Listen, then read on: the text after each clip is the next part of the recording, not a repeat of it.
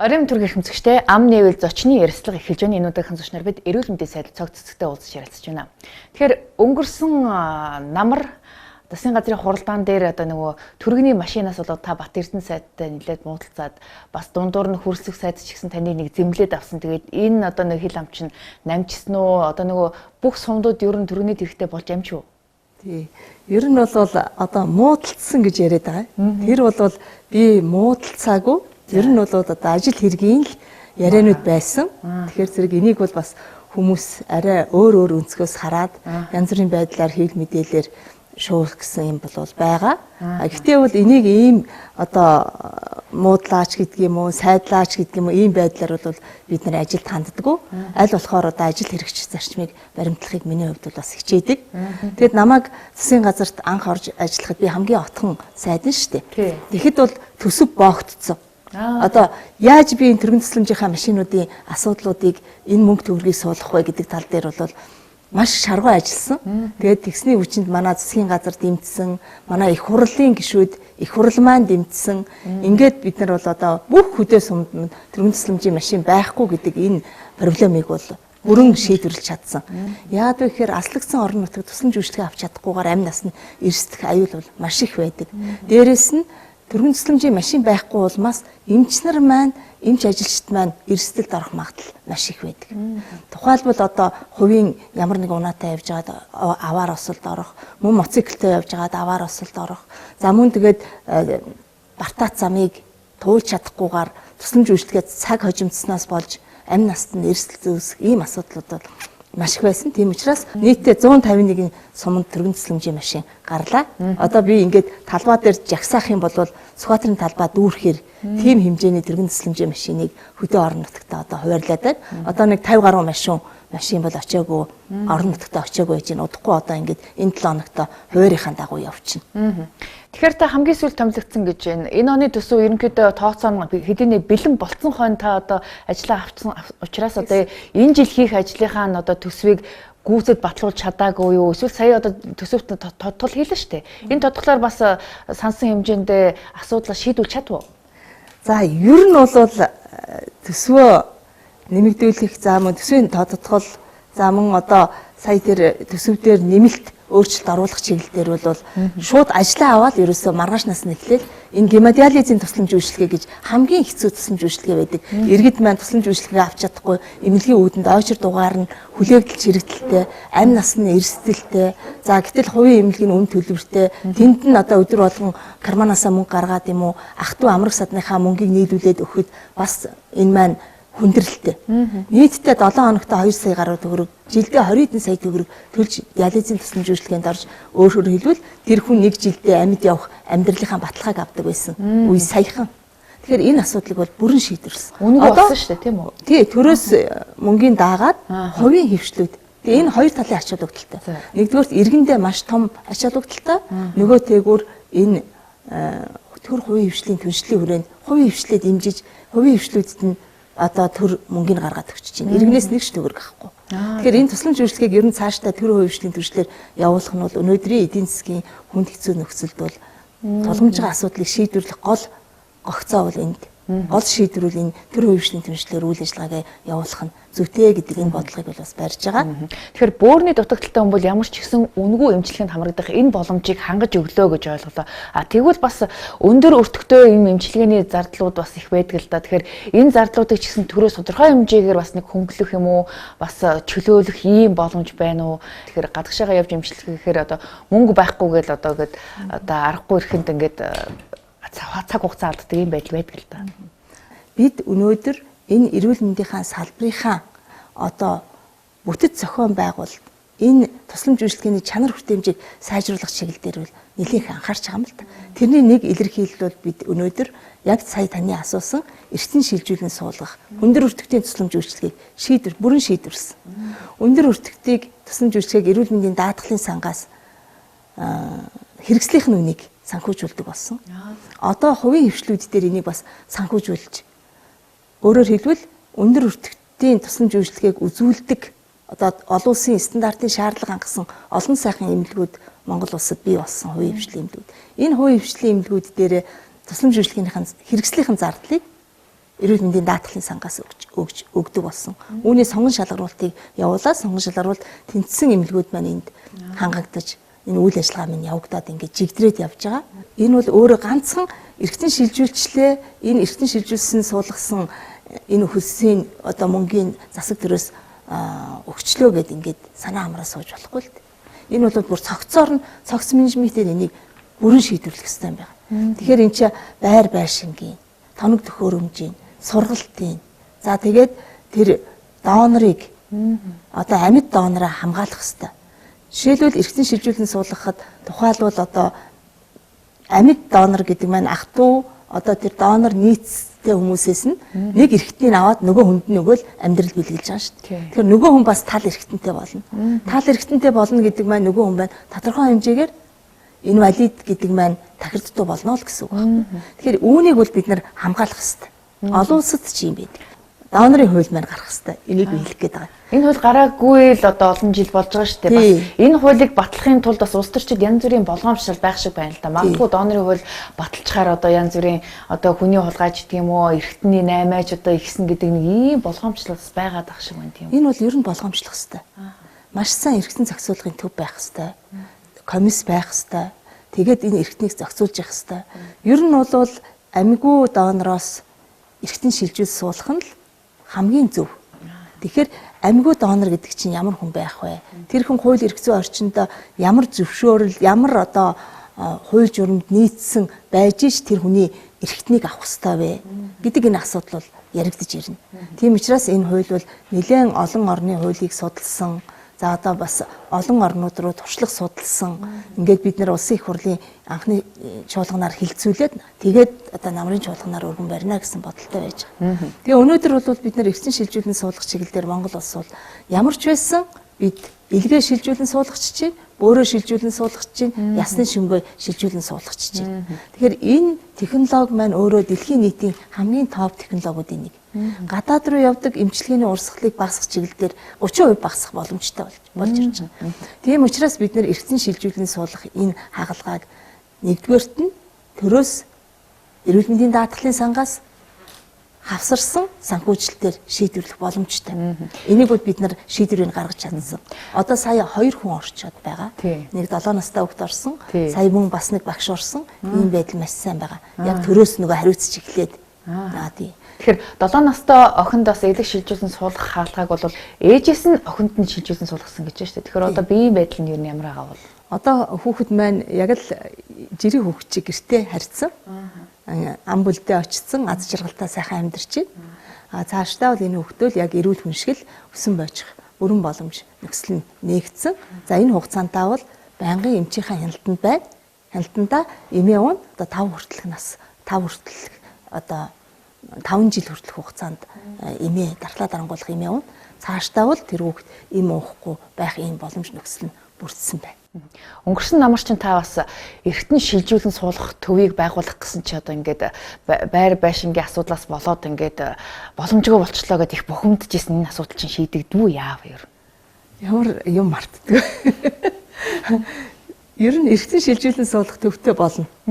Бид 2018 оноос эхлээд 1-р эмнэлгийн одоо өргөтгөлөөр эргэтэн шилжүүлэх суулгах төвийг бол барихаар одоо засгийн газрынхаа одоо тодорхой хүмүүстэй яман ярианы төвшөнд бол явагдаж байгаа. Энийгээ биелүүлнэ. Энэ засгийн газрын үед, энэ их хурлын үед өнөөдөр Монгол улс зүрх шилжүүлэн суулгах нь, уушиг шилжүүлэн суулгах гэж бодож байгаа. Энэ бол шинжлэх ухааны дэвшил. Тэгэхээр эрүүл мэндийн даатгалаа төлөөд байдаг. Тэгээд эргээд одоо хүн дээр өвдөх үед ер нь энэ даатгал ямар ч үр шимгүй байна гэсэн юм гомдол шүүмжлэл гарч ирсэн. Тэгвэл өөрийнхөө эрүүл мэндийн даатгалын төлөөд явдаг нэг ч удаа одоо эмнэлэг твтггүй ч гэдэг юм уу одоо эрүүл мэндийн даатгалынхаа үр шимийг одоо авахгүй байжгаад нэг удаа авахд ер нь хэр хэмжээний боломжоор авах боломжтой вэ? Одоо наад нэг хамгийн бага лимитээр бодох юм бол? Тий. За тэгэхээр энэ бол их том асуудал. Энэ асуудлыг шийдвэрлэхийн тулд бид бол хууль эрх зүйн орчныг сайжруулах хэрэгтэй. Өнөөдөр бид нар эрүүл мэндийн даатгалын хуулинд заасны дагуу эрүүл мэндийн даатгалыг үндэсний зөвлөлтөй болсон. Зэрэг ерөөсөө даатгуулагчид маань мөнгөө төлөөд даатгуулцдаг, даатгуул сойно өвчин эмгийг тусгаараа тусламж үйлчлэгийг сэтгэл ханамжтай авдаг тийм л тогтолцоог бүрдүүлэх ёстой. Өнөөдөр дэлхийн олон байгууллага, олон одоо улс орон энэ эрүүл мэндийн даатгалын үлдэгдэл мөнгө бүрэн зарцуулснаар нь, үлдэгдэлгүй зарцуулснаар нь тэр улс орны одоо засаг төрийн одоо ард түмэндээ тавьж байгаа хэр анхаарал халамж байна гэдгийг бол тодорхойлж идэг. Тийм учраас бид нар энэ чиглэлд явах хэрэгтэй. Манай даатгалын систем бол эв санааны зарчим дээр явагддаг. Өөрөөр хэлбэл өвдсөн хүн өвдөөгөө хүнийхээ даатгалыг чирээд явж байгаа л аваад явцдаг, сорчдаг л гэсэн үг байхгүй тий. Тэгэхээр зэрэг одоо энийг бид нар цаашд нь сайжруулах ёстой. За дээрэс нь бид нар энэ эрүүл мэндийн даатгалаар тусламж үйлчилгээ үзүүлж байгаа эмнэлгүүдийн ялангуяа одоо энэ улсын эмнэлгүүдийн үйл ажиллагааг бид нар сайжруулах ёстой. Нэг иргэнд ноогдох, энэ нэг оншийн бүлэгт ноогдох тусламж үйлчилгээний зардал бол бас хэтэрхий бага байна. Хэтэрхий бага байгаа учраас тэр эрүүл мэндийн даатгалын санд үлдэгдэл үлдээд байна шүү дээ. Одоо 400-аад тэрбум төгрөг байгаа гэж байгаа. Гэтэл нөгөө тусламж үйлчилгээ үзүүлдэг эмнэлгүүд маань хоосон, тоног төхөөрөмж байхгүй, эмч ажилтныхын цалин маш бага, тэгсэн мөртлөө одоо ачаалал ихтэй, маш их өндөр хариуцлагатай ингэж яваад байдаг. Тэгэхээр энэ бүгдийг бол хооронд нь ер нь бол ийм цогц менежментээр уйж өгчиж бид нар энэ гарцаас гарна. Тэгэхээр эхний ээлжинд бол энэ 400 тэрбум төгрөгийн үлдэгдэл байна гэж байна шүү дээ. Энэ мөнгийг одоо эргэлтэнд оруулахын тулд одоо нөгөө шаардлагатай байгаа тоног төхөөрөмж ч гэдэг юм уу, эмчилгээний зардалт бас ингээд шилжүүлээд зарцуулах юм боломж байдгүй. Эсвэл одоо тухайн хүн одоо өвдсөн нэгнийхээ одоо өмнөөс ингээд эрүүл мэндийн даатгалаасаа ингээд шилжүүлээд ингээд төлөх юм боломж байна уу? Бусад орнууд ийм байдаг. Тийм байдаг. Тэгэхээр энийг бол бид нар хууль эрхсэн орчинд нь би түрүү хэлсэн. Цогцоор нь шийдчихэж бид нар тодорхой том гарцуудыг бид нар гаргаж ирч чадна. Тэгэхээр энэ асуудал дээр бол ер нь бол бид нар шийдвэрлэх боломжтой гэж ингэж үзэж байгаа. Түрүүн бас нөгөө элэг бүтэн Монгол гэдэг хөтөлбөрийн хүрээнд бас хөдөө орон нутагт энэ одоо элэгний эмчилгээг хийх боломж юу хэр байна вэ? Нөгөө талаар бас С вирустэй хүмүүст ч гэсэн одоо энэ өндөр үнэтэй эмийг авч уух юм боломж юу гарах уу? Тий. За ер нь юуны өмнө Монгол улс эрүүл мэндийн салбар анх удаага нийт хүн амаа амарсан ийм том хөтөлбөрийг бол хэрэгжүүлж байгаа. Тэгэхээр энийг хэрэгжүүлэх явцдад бэлтгэл ажлууд, за одоо тэгээд эрсдлээ тооцох асуудлууд гэдэг маш олон асуудлууд байгаа. Энийг бол бид ингээд энэ 6 сар, 7 сар ажиллаад хийгээд одоо 5 сарын 5-наас эхлээд бид нар улс орон даяараа зэрэг эхэлсэн хөдөө орон нутаг, за мөн одоо нийслэл. За эхлээд явчингууд шууд цусаа аваад онцлогоогоо хийгээл, шинжилгээгээ хийгээл явна гэж ойлгож болохгүй. Эрүүл мэндийн даатгалын сангаас санхүүжилт маань явагдаж байгаа учраас даатгалын сангийн санхүүжилт дээр элэгнийхээ энэ вирусыг, ВЦ вирусыг тодорхойлдог сорьцууд, ялангуяа тодорхойлдог тэр лабораторийн урвалжууд нэгдүгээр төрөвжүүлсэн онцлогоороо, хоёрдугаарт нь одоо ВЦ вирусыг тодорхойлдог, идэвхжлийн тодорхойлдог лабораториудаа шалгаруулах гэдэг ийм ажлуудыг бол бид нар хийгээд одоо дуусчлаа. Тухайлбал одоо 21 аймаг, за мөн 9 дүүрэгт бол гэрээнүүд хийгдчихлээ гэсэн. Нөгөө ханган нийлүүлдэг байгууллагатайгаа. Одоо бид цусаа аваад яг иргэнээ шинжлэх ийм бол боломж бүрдэж байгаа. Тэгэхээр эн чинь 4 жилийн хугацаанд явагдах ажил шүү дээ. 4 жилийн хугацаанд. Энэ 40-с 65 насыг сонгож аавна гэдэг бол одоо 60-70 оны үед нөгөө шифрээс туслагдаг байх үед тарай эмчилгээ хийлгэжсэн ийм хүмүүс л өнөөдөр вирус авцсан. С вирусын халдвартай байгаад. Тэгэхээр энэ хүмүүсээ хамгийн эрсдэлтэй насаа бид нэр сонгож авсан юм байна. Тэгэд энэ наснда тохирсон энэ жилийн төсөв маань явж байгаа. Одоо бид нар 6 сарын дараа дахиад үлдсэн бүх насаа авчих боломжтой байгаа хгүй. 6 сарын дараа. Энэ хугацаанд өөрөө өвдөөд ямар нэгэн шинж тэмдэг илрээд эрүүл мэндийн байгууллагад хандж байгаа хүмүүст нь бол энэ шинжилгээг авах бүрэн боломжтой. Эрх нь тэр хүний иргэнд нээлттэй байгаа. Үүнийг бол хүмүүс одоо андуурч юм. Дээрэс нь манай эрүүл мэндийн байгууллагууд ч гэсэн энийг бас зарим нэгэн хүмүүс буруу ташаа мэдээлэл өгч байна. Тийм учраас энэ иргэдийн донд бас баг гэхгүй бухимдал гарч байгаа баг. Энэ нь бол үндсэлтэй явагдаж байгаа бах. Ийм учраас энийг бол бид нар бас мэдээллээр зөв хангах хэрэгтэй гэж ингэж үзэж байгаа. Тэгэхээр энэ илэгний Ц вирусын эмчилгээний асуудал дээр манай Монгол эрдэмтэд бас дэлхийн хэмжээнд хүлээн зөвшөөрөгдөхөөс ийм одоо хэмжээний амжилт гаргасан гэдэг асуудал яригадад сая дэлхийн эрүүл мэндийн байгууллагын одоо тэргуун шагналыг манай Монгол эмчнэр хүртсэн гэж энэ шагналыг бас та очиж авсан хүний хувьд ер нь энэ дэлхийн дахинд хүлээн зөвшөөрөгдөхөөр ийм хэмжээний одоо шин технологи нээсэн гэж ойлгох уу? Тэгэхээр ер нь бол Монгол улс дэлхийн нийтийн анхаарлын түвшинд байгаа. Ялангуяа дэлхийн эрүүл мэндийн байгууллагын гишүүн орнуудын хувьд. Яагаад вэ гэхээр зэрэг ийм засгийн газар нь дэмжиж бүх хүн амаа маасаар нь ингэж хамруулдаг ийм хөтлөөр хэрэгжүүлсэн орн цөөхөн байдаг. Тэгэхээр манай Монгол улс бол одоо загвар орны нэг нь болсон. Тийм учраас дэлхийн эрүүл мэндийн байгууллага бол биднэрт анхаарлаа хандуулж байгаа. За манай Арслан гэж доктор маань Монгол улсад анх удаага дархлаажуулалтын асуудлыг шийдвэрсэн. Ялангуяа В вирусын дархлаажуулалтын асуудлыг шийдсэн, дархлаажуулалтын судалгааг хийсэн ийм эрдэмтэн хүн байдаг. Тэгэхээр энэ эрдэмтэн хүний материал бол өмнө нь ч гэсэн 1-2 удаа тэнд дэвшижсэн. Харамсалтай нь одоо шагналаа авч чадаагүй байсан. Сая бол бид энэ хүний кандидатад нийт дэвссэн хүнээ энэ өндөр ер нь дэлхийн эрүүл мэндийн байгууллагын 3 том номинацид нэр дэвшсэн. Тэрний нэг нь манай Сасакавагийн нэрэмжид шагналыг Арслангуу авсан. Энэ шагналын цомыг авахд сайд миний бие гардаж авсан. Манай эрүүл мэндийн яамыг өөрөөр хэлбэл Монгол улсын эрүүл мэндийн салбарыг $30,000 шагнасан. Тэр нь одоо шагналаа дагалдаж ирсэн. Юунд зарцуулагдах гэдэг хүртэл нь ардталтаа бичгтэйгээ орж ирж байгаа. Юу гэсэн үг одоо олон улсын байгууллагын шагналаар дагаж ирсэн мөнгө нь одоо юунд зарцуулагдах гэдгийг цаанаас залттай байдаг гэсэн үг. Тий. Тэгэхээр энэ маань кандидат нэр дэвсэн хүн маань бол шагналаа авсан. Шагналын дагалдаж ирж байгаа энэ мөнгөн шагнал бол тухайн орны эрүүл мэндийн байгууллагыг шагнадаг шагнал байна. Энэ илэгний өвчлөлийг багасгах чиглэлээр оруулсан хувь нэмрийн үнэлж энэ нэрэмжит шагналаар шагналаад одоо тэр хүний хувь нэмэр бол улс орондоо ч гэсэн одоо ийм бүтээлтэй байх юм. Улс орн ингэж дэмжиж байгаа учраас гэж энэ шагналыг өгж байгаа юм байна. Тийм учраас дэлхийн эрүүл мэндийн байгууллагын одоо ерөнхий захирал доктор Чан энэ шагналыг гардуулж өгтөө хэлсэн үгэндээ дурдсан. Монгол улсын эрүүл мэндийн салбарыг дэлхийн нийтэд анхааралтай харж байна. Энэ бол загвар болохоор ийм том хөтөлбөрийг хэрэгжүүлж эхэлсэн гэж ингэж цаашаа тэмдэглэсэн байгаа. Тэгэхээр $30,000 бол одоо энэ илэгний өвчлөл зарцуулах юм байна гэж ойлгож байна. Ерөнхийдөө бас загвар орон болохын тулд одоо бүх хүн амаа энэ одоо илэгний өвчлөлөөс одоо сэргийлэх юм уу эсвэл эмчлэх энэ одоо үйлсэд зориулах ёстой гэсэн юм үүрэг хүлээж байгаа гэж ойлгох юм байна тийм үү? Тийм өнөөдөр бол ерөөсөө илэгний энэ өвчлөлөө ингээд гарсан өвчлөлүүдээ бол бид нар одоо ингээд эмчлээд ялангуяа Ц вирусыг бол бид нар 2020 он гэхэд устгачихэд В вирусын өвчлөл болон илэгний цирроз илэгний хорт тавдар төвшнийг бол бид нар 50% бууруулна гэсэн зорилт тавьсан ажиллаж байгаа шүү дээ. Тэгэхээр ер нь бол энэ буурна. Гэхэд дахиад одоо шинээр халдвар аваад авах боломжтой. Тийм учраас одоо зарчмын хувьд энэ эмнэлгүүдийн ариутгалын тасгийг бид нэр цогцоор нь шийдвэрлэх хэрэгтэй.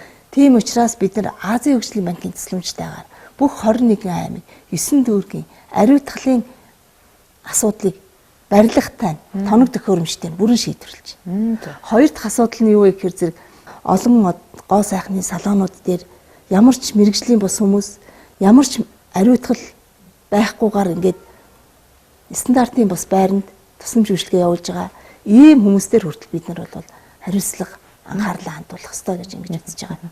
Тэгэхээр ер нь бас олон жил гатсан царцсан яарамгийн 4-р эмнэлэг байна. Одоо хизээ эмнэлэг нь хаашгилтанд ороход тодорхойгүй байсан.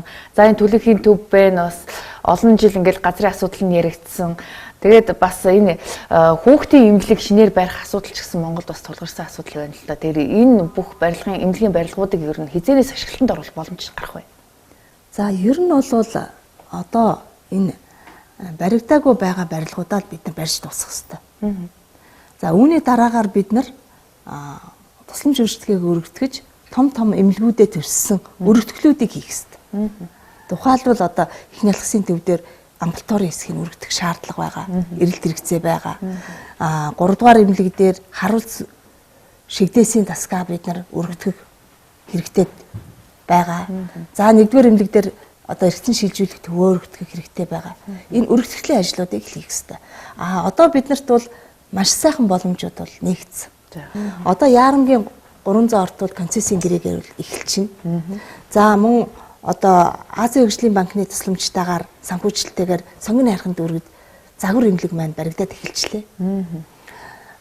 Жингэлтэй дүүрэг хан уул дүүрэг дээр нэгдсэн эмнэлгүүд баригдах гэж байна. Бид нар чинь дотроо бүгдөө бис асалтай, хүүхдтэй, төрхтэй ингээд 7 төрлийн тусламж үйлчлэгээ үзүүлдэг ийм том эмнэлгүүд баригдаж байгаа шүү дээ. Тий. Зүгээр нэг жижигхэн эмнэлэг бол биш. Тэгээд ингээд ирэхээр төвлөрөл маань саарна. За үндэсний онцлогоо эмчилгээний төв гэж 2 дугаар эмнэлгийн хашаантар баригдаж байгаа. За мөн одоо энэ нэлээд үйл ажиллагаа нь зогсон байдалтай байсан. Энэ бол одоо нэлээд сайн эрчимтэй явж байгаа. Энэ 2018 онд ашиглалтанд орно гэж байгаа. За төлөнхийн төвийн асуудал байна.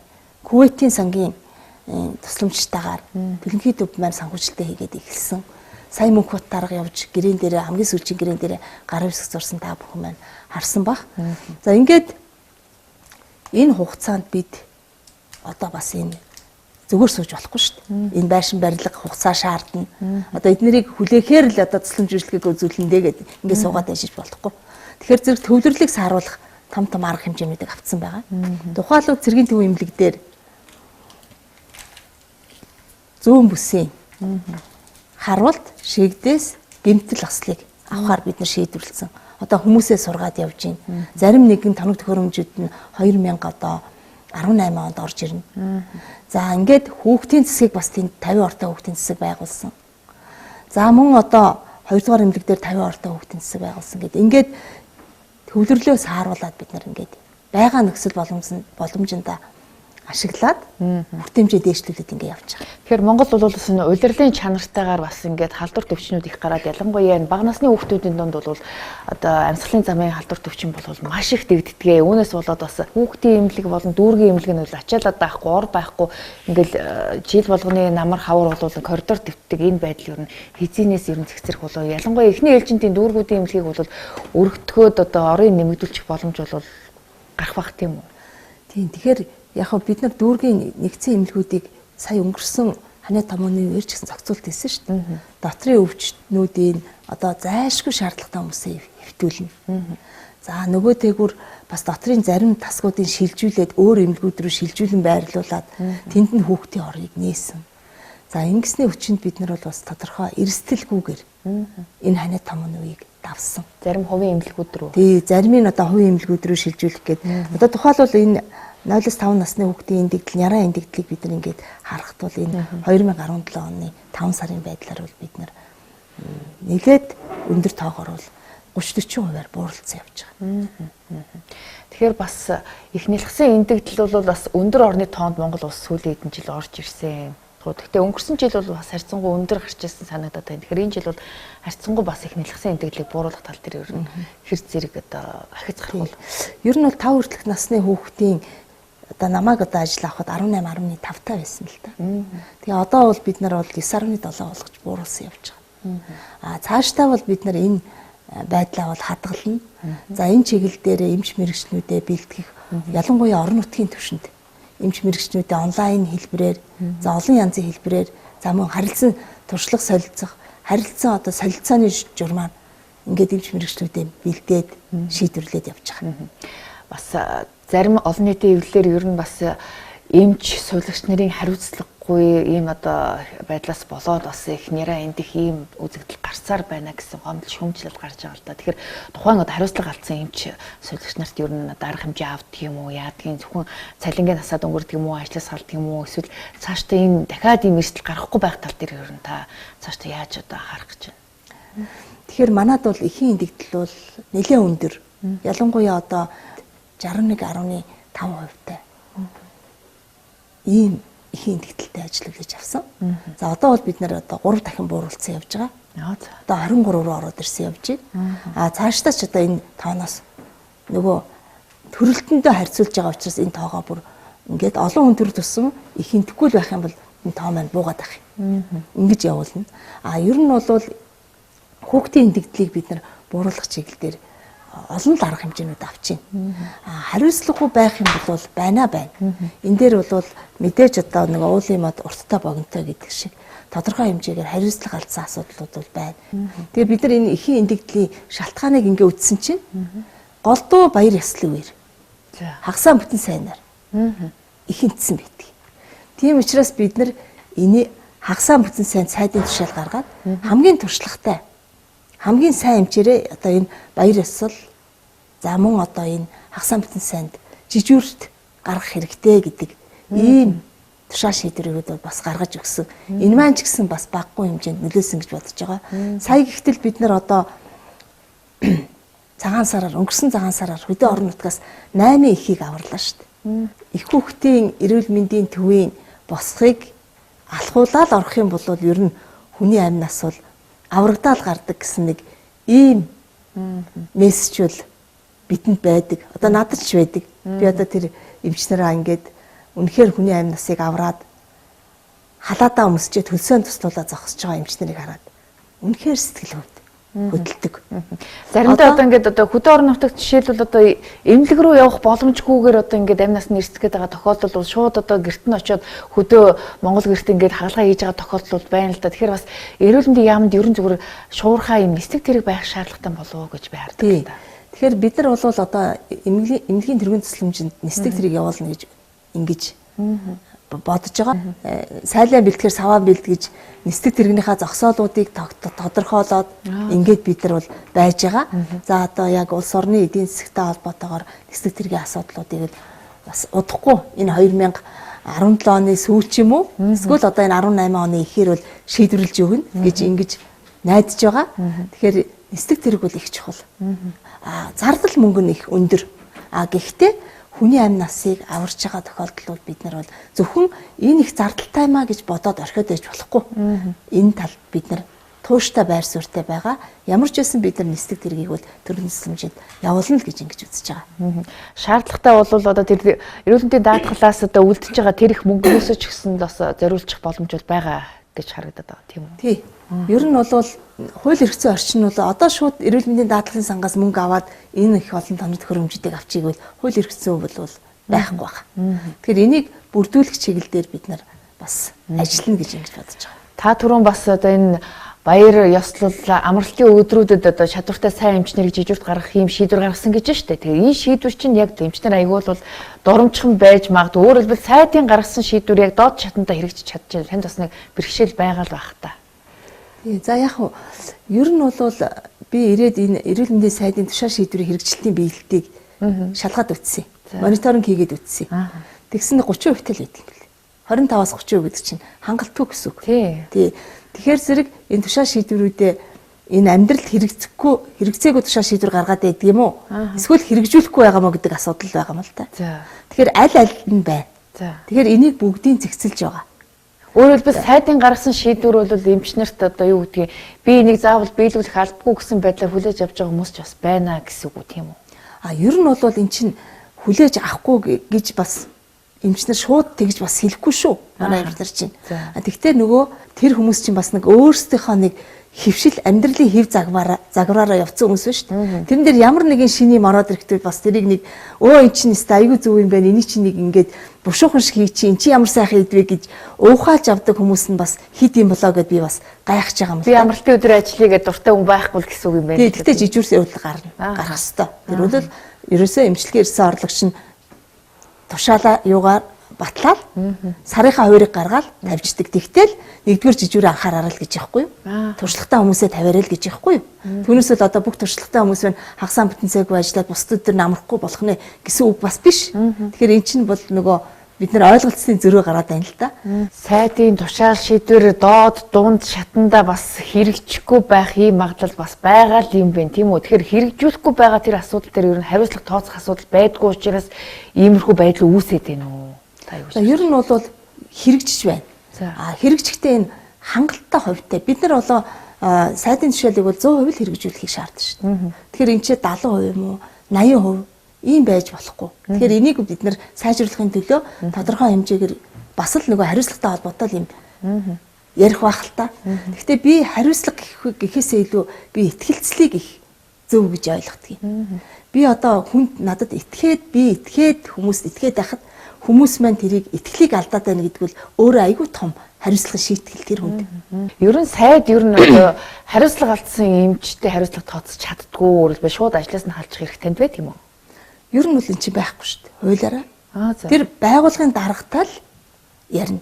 Шат шатандаа л бид нар дараачихын арга хэмжээг аваад явах ийм шаардлагатай байдаг. Тэгэхээр тэр байгууллагын дарга нь бас хамгаалаад үлдчих магадлал байдаг юм байна гэсэн үг тийм үү? Яг нь ер нь бол буруу талаасаа биш. Би нэг хамгаалж үд үлд хал эсвэл арга хэмжээ аав гэдэгтэй биш. Ерөөсө бидний өөрснийх нь хийж байгаа үйл ажиллагаа маань өөрөө маш том хариуцлагатай байхгүй. Бид нар буруу нэг алхам хийх юм, буруу нэг эмчилгээ хийх энэ бүгдэд нөгөө иргэний эрүүл мэндэд эрсдэл үүсгэж идэв. Тийм ч учраас тэд нар өөрсдөө тангараг өргөсөн. Би энэ ажлыг хийж байгаа, энэ ажлыг хийж амжиргаагаа залгуулж байгаа. Энэ миний аав, энэ миний ээж, энэ миний ах トゥ гэдэг утгаараа л манай эрүүл мэндийн салбарын үйлчлүүлэгчтэйгээ харьцах хэрэгтэй. Тэгэхээр ер нь боловсролын сайдыг бас сая бас доод дунд шатанд нь хариуцлага алдснаас болоод огцруулчих шиг болсон. Тэгэхээр энэ Батсуур сайд үнэхээр одоо салбараа удирдах чадахгүй бодлогын алдаа гаргасан юм уу? Эсвэл тэр доод дунд шатанд нь хүмүүс хариуцлагагүй байснаас баг олж ойлголцож ажиллаж чадаагүйтэй холбоотой юу? Та юу гэж харж байна? За би ер нь бол боловсролын сайд ингээ огцрлоо гэд нэлээ их дуйлан боллоо шүү дээ. Тэгээд би нэг зүйл дээр маш их эмзэглэж байгаа юм л та. Тэр сайдыг огцруулаад явуулсан хүмүүс юу бод суудаг юм бол? За яг хөө сайд хүн өөрөө огцроод явлаа. Бид нар угаасаа улс төрийн албан тушаал. Тийм ээ? Одоо ингээд сайд огцроод явна гэхэд тэр сайдын ард үлдэж байгаа тэр хариуцлага алдсан улсууд тэрийг хариуцлага алдахыг одоо орчныг бүрдүүлж өгсөн тэр хүмүүс өнөөдөр одоо юу бодож сууж идэг юм болоо л гэж би бол эмзэглэж байгаа. Ханилж явж ханаа гэдэг, унж явж морио гэдэг. Тэгэхээр зэрэг бид хамт нэг баг болж нэг дотор орчоод тэгээ сайдгаа огцруулаад явуулчихна гэдэг чи одоо юу гэсэн үг байх вэ? Тэр аппарат одоо өөрөө тэр сайдынхаа бүх юмыг ажиллах нөхцөл боломжоор нь бүрдүүлж өгөх ёстой шүү дээ. Огцорсон хүн одоо их шийтгэл хүлээн гэхээсээ илүүгээр тэр огцруулах хүртэлх одоо үйл ажиллагааг хийсэн тэр хүмүүс өөрснөө маш том шийтгэлтэй сууж байгаа байх л гэж би бодож байна. Сайд огцроо тэр салбарын үйл ажиллагаа ер нь сайжрах болов өөрөөр хэлбэл бас доод дунд шатандаа бас хэр зэрэг ойлголцож хариуцлагатай ажиллаж байгаа гэдэг л асуудал бас байгаа байх гэж хараад байгаа л да. За боловсрол эрүүл мэнд хоёр бол Монгол улсын хоёр том гэр бүл шүү дээ. За ялангуяа одоо ингээл эрүүл мэндийн салбар дээр бол галгүй байна гэж байхгүй шүү дээ. Ер нь өдөр тутмын л одоо өглөөс эрэхтэл одоо юу болж байгаа вэ гэж санаа зовно. Орой унтахтаа тэр хаана юу болж байгаа бол тэр юу болж байгаа бол энэ юу болж байгаа бол за одоо энийгээ ингэ шүү тгий шүү гэл би ч одоо ингээд нэг салбарынхаа нэг бүгдийн дарганараа мэддэг хамт нэг ангийнхан гэж явж исэн. Ер нь одоо энэ салбарынхаа эмч тэгээд одоо зөвлөх эмчнэр бүгдийг одоо мэднэ утас ширүүлсэн ч байдаг. Шууд утсаа шүүрч аваад ярьдаг шүү дээ одоо. Тэрийг энийг тийхгүй яасан гэл. Заримдаа ч одоо нөгөө хүмүүстэй бас хэцүү санагддаг байж магадгүй л ах. Өдөр шөнөгүй л ярьдаг юм да одоо. Тэхээс өөр аргагүй. Одоо тэр чинь ямар ч байсан л урьдчилан сэргийлэхгүй бол тэр хүний амь нас эрсдсэн тэр хүнд эрүүл мэндэд нь ямар нэгэн эрсдэл үүссэн байхад би дараа нь тэрнийг нөхөх боломж байхгүй. Тийм учраас бид нар сэргийлэх юмнуудаа л бид нар одоо ярьж хийж яхаас л өөр арга зам байхгүй шүү дээ. Яг боловсролын систем бол өөрөө бас өөр л дөө. Манайхаас өөр хүний амь настанд эрсдэл тулаад байхгүй юм да. Тийм ээ? А бидний хувьд бол эрсдэл гарлаа л хүний амь настай холбоотой байдаг. Тэгэхээр хүний амь насыг одоо үнэлдэг тийм үнэлгээ гэж би байхгүй байх л гэж боддог. Энэ сайд гэдэг бол улс төрийн албан тушаал шүү дээ. Тэгэхээр ихэвчлэн улс төрийн одоо нөлөөгөөр орж ирсэн аль басж байгаа хүмүүстэй ингээд мэмч мэрэгчлээ хүн ингээд нэг тулж ажиллах заримдаа ойлголцохгүй гарахад ер нь яадаг вэ? Танд юм хэцүү байдаг уу? За ер нь бол манай эрүүл мэндийн салбарын энэ салбарч өөрөө мэрэгжил шаардсан ажиллалт. За улс төр гэж юу хэлээд байгаа юм гэхээр ерөөсөө л энэ мэрэгжлээрээ энэ салбараа өнгөтэй өдтэй сайн аваад явах юм бол энэ улс төр байх л гэж би бодож байгаа. Тий. Зүгээр яг дандаа эрчүүттэй ажилдаг өөр мэрэгжлийн хүмүүстэй ажиллаж байгаагийн хувьд бол бас янз бүрийн байна. Тий. Ялангуяа одоо заримдаа би бас ингээд бодож идгийн ингээд дандаа ирчүүдтэй би чи ерөөсөө ажиллаж байгаагүй юм байна. За. Дан хүүхнүүдтэй ажиллаж байсан. Би арсны өвчин судлалын төв дээр гэхэд ерөөсөө 10 хүн эрэхтэй. Тэр нь голдуу нөгөө сэлэсэр, манаач, мужаа ингээл тийм ээ. Тийм хүмүүс. Гэтэл би одоо өнөөдөр улс төрийн өндөр албан тушаал аваад ингээ ажиллахаараа цөөнхөн болцсон. Ганц 2 хүн эмэгтэй. Тэгээд бид 2. За тэгээд бид 2 чинь бас хөгжилтэй юм болно. Нөгөө намаагаа ингээл оюун хорсаач өмөрөөл бас тэнд чи бас юм хэлнэ штэ. Үзэлцэн. Тэгэхээр ерөнхий сайд тэрийг тэгдгийг. За одоо 2 эмэгтэй тэгэл бие биенийгээ өмөрн л үзтээ. Та нар одоо юундаа имээдгийг ингээд. Бас тэр нэг гэр бүлшгэлд бид нар чи бас юм болно штэ. Тэр засгийн газар дотор чинь хуралдаан дээр одоо ингээл маш олон асуудлуудаа шийднэ. Санал зүрх юм байна, зүрхгүй юм байна. Тийм ээ. Тэгээд энэ үе дээр бол бас оюун сайд маань бид хоёр чинь бас нэг дуу хоолойтой үзсэн. Нэг паракс болчдөг. Нэг паракс болоод хоёулаа үзэн тэ. Паракс гэж ярьдаг юм байлээ. Тэгээ паракс чи явж ирсэн хоёулаа. Ер нь бид нар чинь нэг эвлэлт ажиллаж исэн хүмүүс шүү дээ. Хамт. Оюун сайд бид нар чинь бас эвлэлийн ажил хамт хийж илаа. Манай яг миний үеийн эвлэлийн ажилтнууд чинь бүгдээрээ л одоо өнөөдөр улс төрийн албан тушаалтнууд за төрийн том албан тушаалд хашсан хүмүүс байдгийг. Ер нь эмэгтэй хүн улс төрийн албан тушаалд хашна гэдэг бол бас хатуу боорцог үз. Ер нь нэлээд сэтгэл зүйн хувьд ер нь хатуужилтай байх шаардлага гардаггүй. Их эмзэг гомдомтгой юм уу уйлынхаа хүн бол энэ албан тушаалд бол таарахгүй л ах гэж би хараад байна. Тий. За ер нь бол ингээд нөгөө альва нэг юмыг ингээд олон давтамжтайгаар нүдээд байхаар нөгөө адаптац дасан зохицно гэдэг юм болдго юм бил. Тий. За эхлээд одоо ингээд бас хэвлэл мэдээлэл дээр чи ингээд янз бүр юм хэлэхэд одоо яагаад энэ чи одоо ийм аймаар буруу зөрүү ийм ингэж одоо ааг яа болгоод тий бэг одоо гээч болгодог юм уу тий болгочдөг ийм байдаг байна энэ хүмүүс чинь гэж би боддог байсан. Тэгээ одоо бол ер нь бол за ер нь ийм л хорвоо юм байна. Одоо ямар ч байсан л энд бол одоо ялагдаж болохгүй. Тэгээд миний ажлын гол үзүүлэлт бол ард түмэнд хүрэх ёстой. Ард түмний эрүүл мэндийг л би сайжруулад ард түмэн тэр зовсон ард түмэндээ тусламж үйлчлэгийг үзүүлчих чадах юм бол тэр нэг сонин дээр, тэр нэг фэйсбүүкээр, тэр нэг твиттерээр яваад байгаа тэр асуудал бол одоо хинт хамаатай юм бэ л гэж би боддог. Хинт ч хамаагүй зүйл шүү дээ. Ер нь бол тэр нь цагаа зарах юм бол тэгээд би энэ эрүүл мэндийн салбарынхаа энэ 3 сая хүн амынхаа эрүүл мэндийн төлөө ямар ч ажил хийж чадахгүй. Одоо сая тэр их хүүхдийн хоол хүнсний хуулийг гаргахад ямар хүмүүс муухай мушигч юм тий.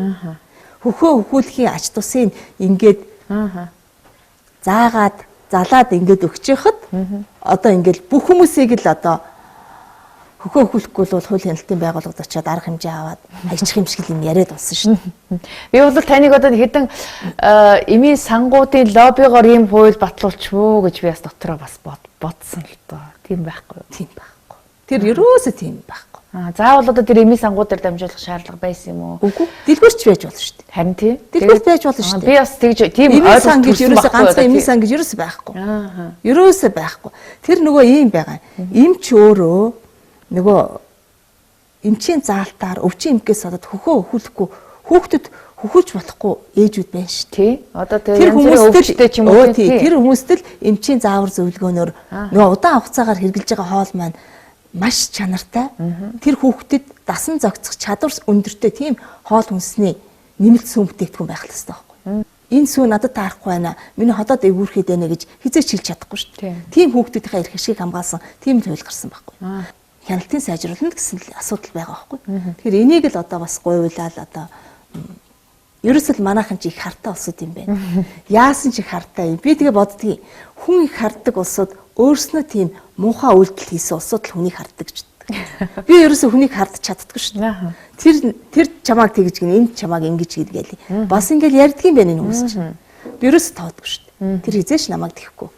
Тэгэхээр ер нь бол энэ хар гэдэг бол бас өвчин шүү дээ. Би нөхрөөч хардж үзээгүй. Оо за тийм үү. Тий. 10 жилийн нэг ширээнээс эхлээд өнөөдөр одоо ингээл 35 жил хамтарч амьдарч байна. Тий. Тэгэхээр амьдралынхаа энэ үеийг битээр нэг хүн шиг л ингэж өнгөрөөсөн. Тэгээд одоо ч гэсэн одоо манай хүн ч одоо хэвлэл мэдээлэлээр чи буруу юм ярьчих. Гэдэг хянаа сууж идэг шүү дээ. Миний хяналтын камер. Оо за. Тэгэхээр нөхрийгөө хяналтын камер гэж хэллээ. Ерөн зөвөр таны бас энэ цаг наргүй энэ их одоо ажилд бас таны хань бол нэлээд дэмжлэг болт юм байна гэж ойлголоо. Тэгээ ямар мэрэгчлээ юм бэ? Манай хүн чи одоо улс төр судлаач. Улс төр судлаач тий. Тэгэхээр таны бас нэг зөвлөх юм байна тийм үү? Тий, зөвлөх. Ер нь бол нөгөө одоо их багасаа байгууллага удирдах дарга цэрэг хийж явсан их туршлагатай л да. Юм тэгж ханд, ингэж ханд чи ингэж болохгүй, тэгж болохгүй их төргөн байна гэж зарим юм дээр тэг шүүмжилдэг юм л да. Тэгэхээр гэр бүлдээ та цаг зарцуулж амжихгүй л байгаа зү. Ерөнхийдөө за ер нь би гэр бүлдээ зарцуулах цагаа ер нь зарцуулсан шүү дээ. Одоо энэ хүртэлх хугацаанд өчнөө одоо үр хүүхдүүдээ би чинь 4 хүүхэдтэй. Хүүхдээ хүмүүжүүлэх, за тэгээд сургууль номд нь анхаарах, за тэгээд хань ижилтэд анхаарах асуудлуудыг бол одоо ер нь бол хийцэн, ер нь гэрээ төхнүүлсэн гэж бодож байгаа шүү дээ. Тий, тэгээд одоо бол та нар зөвхөн нэг энэ хугацаанд ямар ч надгүйгээр юмнуудаа хийгээд амьдраад байж байгаараа.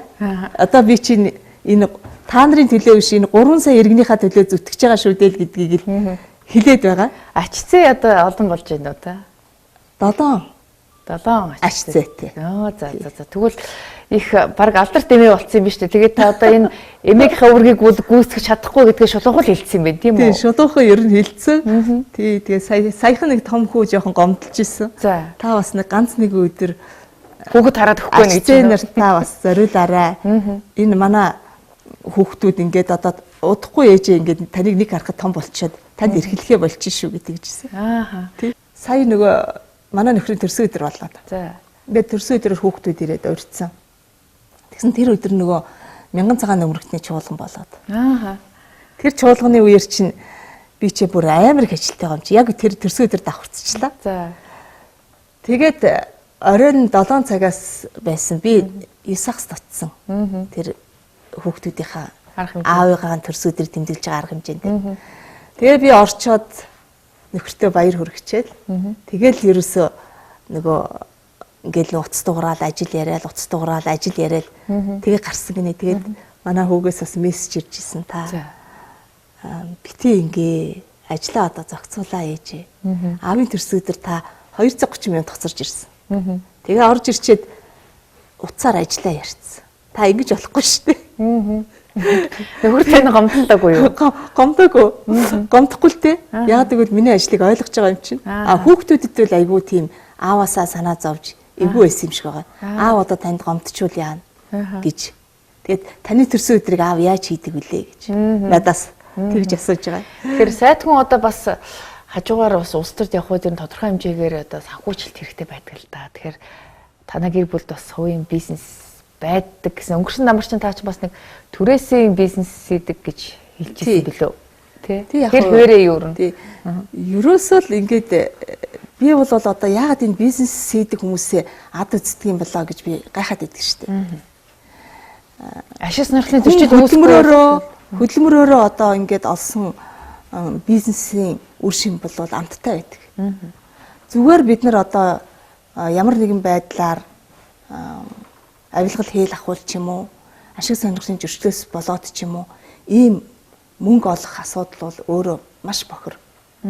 Энийг бол би бүр хизээч тэрийг бол одоо төвчиж чадахгүй. Хүн одоо жишээлбэл би 95 оноос эхлээд бизнес хийсэн. Одоо бүхий л салбарт бизнесийн салбарт ажиллаж илаа. Тэр эмчийнхээ аж байгаа шүү дээ. Ажил тардаг, би хувийнхаа сектор дээр очиж зогсдог. Хүмүүс одоо 8-9 цаг унтдаг бол би нэг 5-6 цаг л унтдаг. Тэр оройн баараа ажиллуулна. Нэг хэсэг чинь ресторан ажиллуулж ийла, баар ажиллуулж ийла. Тэгэл өчнөө олон юм ажиллуулж исэн. За тэгэл зарим нь ашиггүй болоо, зарим нь ашигтай болоод ингээд би энийгээ нөхөөл яваад идэг. Тэгээд энэний хүчинд би хинээс ч гуйгаагүй. Хүнтэй адилхан амьдарч байгаа. Миний өр хүүхдүүд бас хинээс ч гуйгаагүй. Хүнтэй адилхан амьдарч байгаа. Энэ бол бас бид нар энэ шударга хөдөлмөр бол өөрөө ардаа болвол ийм үр дүнтэй байдаг гэдгийг л илэрхийлж байгаа. Тэгэхээр эмч мэрэгчлээ хүн бол одоо хувийн эмнэлэг байгуулах нь бол тодорхой байдаг. Тэгэхээр танд хувийн эмнэлэг бол байгаа л ах та тийм үү? Ер нь нөгөө ашиг сонирхлын зөрчил үүсчих болоо гэсэн юм бас болгоомжлол байна л та. Тэгээ яг нэг ийм урсгал байгаад байна л та. Ер нь бол ингээд маш сайн эмч нар бол хувийн эмнэлэг байгуулна. Чадвартай хүмүүс бол хувийн эмнэлэг байгуулж ажиллая. Энийг би бол Монгол эх орондоо оруулж байгаа эрүүл мэндэд оруулж байгаа том хөрөнгө оруулалт гэж би боддог. Тийм учраас энэ дээр бол эмзэглэдэгчгүй. Харин бол бид бол хувийн эмнэлгээ ингэж ажилуулад, тавхинуулаад тэгээ бас энэ улс төрийн өндөр албан тушаалд ороод энэ хууль эрх зүйн орчин нь бол боломжгүй учраас бид нар бол энийг бол хуулийн хүрээнд нь шилжүүлэх, за мөн одоо зарж борлуулах ийм үйл ажиллагааг бол бид нар хийсэн. Ер нь бол хүн өөрөө нөгөө гэрээ засаа төрөө зас гэдэг. Бид өөрснөө араасаа түрүүн та өөрөө асуулаа. Ийм санхүүжилттэй байж бас тодорхой хэмжээнд бид нар шудраг, зарчимч нэг хүний аманд ончихгүй. Гарт нь одоо ингээд өглөөрөгдөд авчихгүй юм байж явдгийн болов гэж би бас боддгийг шүү. Халаасанд нь орчихгүй гэж. Тийм учраас бол бид нар бол нэлээ хит хитийн юмнуудыг түрээслээл ингээд үр хүүхдүүдтэй хинээс ч гоохоор амьдруулаад ингээд явж байгаа. Эрүүл мэндийн сайд хүний хувьд бас найз нөхөд танилдал ах トゥ чинь за магадгүй хувийн одоо гэр бүлээс чинь юм уу одоо энэ асуудал дээр дэмжлэг үзүүлээч одоо хувийн эмнэлгээд хөрөнгө оруулалт хийгээд өгөөч гэсэн нэг иймэрхүү хүсэлт одоо гуйлт ирдэг л бах та тэр болгонд дэр нь яаж хариу өгдөг вэ? За би ер нь бүр дотныхоо хүмүүст л шулуухан чадахгүй гэдэг. За уг нь бол тусалчих боломж байгаад байгаа шүү дээ танд тий. Ер нь тусч хуулиараа бол тэд нар өөрснөө хуулиараа ингээд яваад надаас тусамж авахгүй явчихна шүү дээ. Тэгээд жоохон хууль бус юмыг л гуйна шүү дээ ер нь. За хүн чинь ер нь тэгнэ шүү дээ. Тийм учраас тэр үл хуулиараа л явна. Боломжгүй уучлаарай л гэдэг шүү дээ. Тэгээд одоо хүмүүс намайг хэлээд идэх дотныхоо хүмүүстэй л та ингээд ах юм. Би одоо таны тэр шүү дээ гэдэг тий. Гэтэл та ингээд ах юм гэдэг тэгдэг. Тэгэхээр дотны хүмүүс маань илүү ойлгох байх л гэж ингэж боддгийг. Одоо ингээд ерөнхийлөгчийн сонгуул болж байна. Ер нь бас энэ сонгуулийн санхүүжилттэй бас энэ сайд нараас одоо юу гэдгийг намын даргадаа бас дэмжлэг үзүүлэх зорилгоор бас тодорхой хэмжээгээр хандив юм уу одоо санхүүжилт олох гэсэн нэг ийм шахал дарамт ирж байгаа юм биш үү гэсэн юм хардлага байна надад. Тэр ерөөсөө байхгүй. За. Тухайлбал надад ерөөсөө алга. Намайг өнөөдөр хинч дарамтсангүй. Хинч мөнгө өгсөнгүй одоо тэгээд ямар ч гэсэн өнөөдөр ингээд ажиллаа хийгээл. Миний гол оруулж байгаа хөрөнгө оруулалт юу вэ гэхээр ерөөсөө энэ салбарыг л өөдөн татаад одоо бүх аймагуудыг компьютерний томографтай болгоно. Бүх аймагуудыг нэгдсэн эрентгээний аппаратуудтай болгоно. Өнөөдөр хөдөө орон нутгийн нийтдээ нэг 70 орчим хувь нь хуучирсан, сэлвэг нь олдохгүй, эвдэрсэн. За ер нь ажиллаж байгаа том төхөөрөмж ховрхон байна шүү дээ. Сэтгэл эмзэглэмээр тэр ВЦ вирусыг идэвхжлийн тоолдог аппаратууд Монгол улсад хэд байна гэж тоолохоор хангалтгүй байна. Гэтэл бид нар том хөтөлбөр барьцсан одоо энэ хөтөлбөрөөр хэрэгжүүлэх ёстой шаардлагатай байдаг. Ингээд ирэхээр би одоо энийг хаанаас санхүүжилтийг олох вэ гэдэг асуудал гарч иж байна. Төсвийн тодтгол дээр бол нэгж төгрөг тавигдсангүй. Сая валютын сантай холбоотой асуудлаа. За ингээд бид нар дэлхийн эрүүл мэндийн байгууллагатай хандсан. Олон улсын байгууллагатай хандсан. Ингээд бид нар бол одоо 15 тэрбум төгрөгийн тоног төхөөрөмжүүдийг оруулж ирэх ийм боломжтой болчихлоо шүү. Тэгэхээр одоо бид бол 21 аймагт Gen Expert гэдэг тэр вирус тоолдог аппарат дэлхийн эрүүл мэндийн байгууллагаас өгч байна. За ингээд 230 суманд центр бөөгөх гэж байна. 286 хөлдөгч одоо энэ цусыг чи хөлдөөдөг тусгай хөлдөгч байдаг шүү дээ. Нэмэлтээр авч өгөх гэж байна. Ингээ энэ бол дэлхийн эрүүл мэндийн байгууллагын шугамаар ингээд одоо бид нар санхүүжилтийг олжлоо. Тэгээ эрентхэнгүй аймгийн төв байна шүү дээ. Тэгээ тэрний хугаралтыг яах юм? Тэр гар угарсан хүнийг одоо жишээлбэл одоо 60-70 он шиг бариачаар хийх юм уу? Тэр эрентхэн дээр харж ич шүү дээ. Тэгэхээр эрентхэнгүй аймаг гэхтэл 7-8 байна шүү дээ. Тэгэхээр ийм байгаа үед бол бид нар тусламж үйлчлэгийг хөдөөд хүргэж гинэ гэж бид 50 суухын арга байхгүй. Тийм учраас бид нар одоо 21 аймгийг сая галмал сангийн төслөөр 21 аймагт эрентгээний аппарат авахар болж байна. Тийм учраас энэ одоо дурангийн аппаратуудыг бид нар 21 аймгаа хангах гэж байна. Тэгээд 21 аймаг маань компьютертэй, 21 аймаг маань дурантай, 21 аймаг маань одоо Gen Expert аппараттай, 21 аймаг маань эрентгэнтэй ингээ болчих юм бол өнөөдөр бид бас нэг хэсэгтээ бол тусламж үйлчлэгээ үзүүлэх сэтгэл амар байх бас боломж бүрдээд байна. За энэ бол урамшуул гэж юм байхгүй багш маань тийм үү? Багш нарын бас урамшуул бол харьцангуй байгаад байгаа харагдаад байгаа. Тэгээ яг урамшуул бол бид нар засгийн газрын 151 дугаар тогтоолоор аваад өгч байгаа. Улирал тутамдаа өгч байгаа. Хөдөө орон нутгийн эмч нарын урамшууллыг бол бид нар бас орон нутгийн алслагдсан орон нутагт ажиллаж байгаа эмч нарын урамшууллыг манай мөн засгийн газар бол үлдээсэн шүү дээ. Одоо бидний нэг хийх гээд байгаа, бидний бас нэг гарцууд хараад байгаа юм бол байгаа. Үндсэн цалин гэхээсээ илүү энэ эрүүл мэндийн салбарт ажиллаж байгаа ажлагчдын урамшууллын тогтолцоог бид нар шинжлэх шаардлагатай. Тухайлбал одоо бид нар нэг иргэний оншийн бүлгээр санхүүж байгаа санхүүжилтээс тодорхой хувийн эрүүл мэндийн салбарын тусламж үйлчилгээ үзүүлж байгаа ажилчдад нь хувийг нь олгоод эхэлчих юм бол нөгөө ёс зүйн харьцаа хандлагч сайжирна. За тэр хүндээ ханддаг хандлагч өөрчлөгдөнө. Дээрэс нь энэ эрүүл мэндийн салбарт ажиллаж байгаа ажлагчдын маань бас цалин хөндлөөч нэмэгдэх. Ийм боломж бол бүрдэж ирэх юм. Тийм учраас нэг 30 хүн үдсэн эмч 13 эмч хүн үдсэн эмч хоёр ялгаатай л цалин авах жишээтэй. Тэгээ тэрнийхэн чанарын үзүүлэлтээр нь дүгнждэг. Ийм тогтолцоог бүрдүүлээд уйчих юмсан гэсэн ийм бодол бол байгаа. Энэ бол ер нь хэрэгжих боломжтой гэж ингэж үзэж байгаа. Энэ жилээс юм уу эсвэл эх жилээс ер нь хэрэгжих боломжтой? Ер нь эх жилээс хэрэгжих боломжтой. Бид нар одоо ажлын хэсэг гараад хоёр талын хөдөлмөр нийгмийн хамгааллын яам, манай яам хоёрын ажлын хэсэг бол гарцсан байгаа. Манай засгийн газрын бас нэг давуу тал нь яамдууд хоорондоо маш сайхан ойлголцож ажилладаг. Хөдөлмөр нийгмийн хамгааллын яам номтой хоёр сайд бол залуу хүн гэхэд маш их мэдрэмжтэй. Одоо яг салбарынхаа сайдын үгийг сонсъё.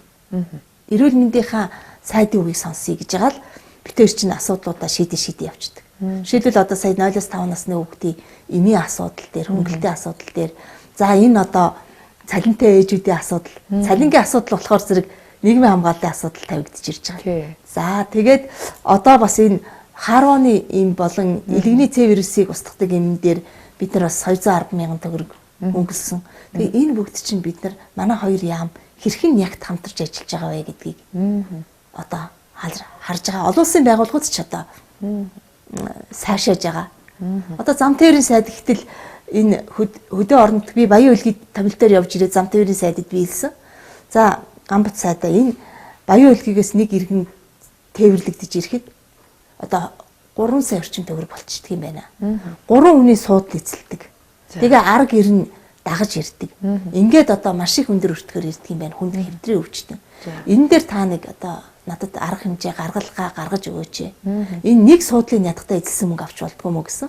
Гамбат сайд 3 хүнийхэн суудлын мөнгө төлдөгийг нэг хүнийхаар болгоод нэг хүнээсээ 98% гэдэг нь зөвхөн амьд даатгалаа төлөөд хэвтрээ өвчтөн Улаанбаатарт агаарын тээвэрлэл дээр ороод ирэх юм боломжтой. Төрөний ярьсан тэр 8 ээж бол тэгж орж ирэл амь нас нь бол аврагдсан. Зөв.